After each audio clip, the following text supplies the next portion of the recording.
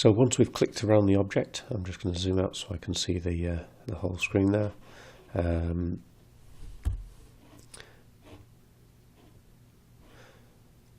So once we've finished editing the cutting around, what I'm going to do is I'm going to copy the selection that I have and I'm going to paste it as a new object. I realise what's going on here.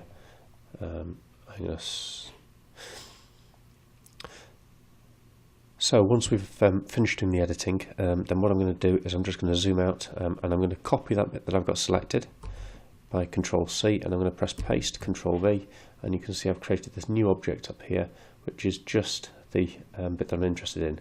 I'm going to click the hide the background, and I'm now going to click finish editing, and that will save the changes onto the Corel Draw.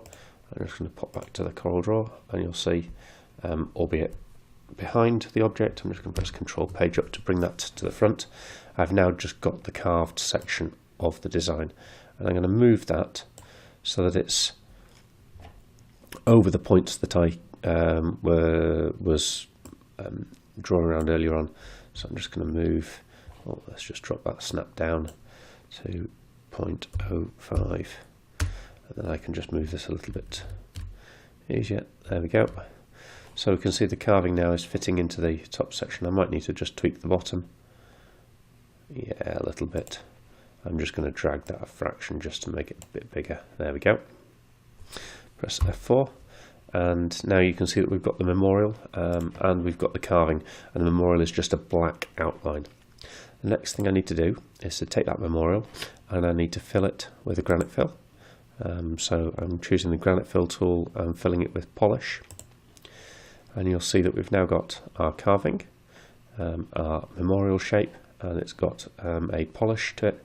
It's got an outline. I'm just going to remove that outline by right-clicking the cross here. Right-clicking the cross will remove the outline, and I can now fill this particular memorial with various different shades of granite. So I'm going to go to the Memorial Designer toolbar, and I'm going to select the original design, which was Bahama blue, but equally I could choose a Balmoral red or a cat's eye or a black, and you can see that the design now looks like it's part and parcel, because of the way it's been carved and painted and things like that. It looks like it's part and parcel of a South African grey memorial rather than being part and parcel of a Bahama blue. The final thing that I need to do is just to save it in the right location so it sits on top of a base. So what I will do is I'll bring in a 2'6" base. So I'm just going to bring in one of those at the original position, and I'm now going to make my memorial sit on top of that base. So I'm just going to select the two parts of the memorial, and I'm going to drag that so that it looks like it's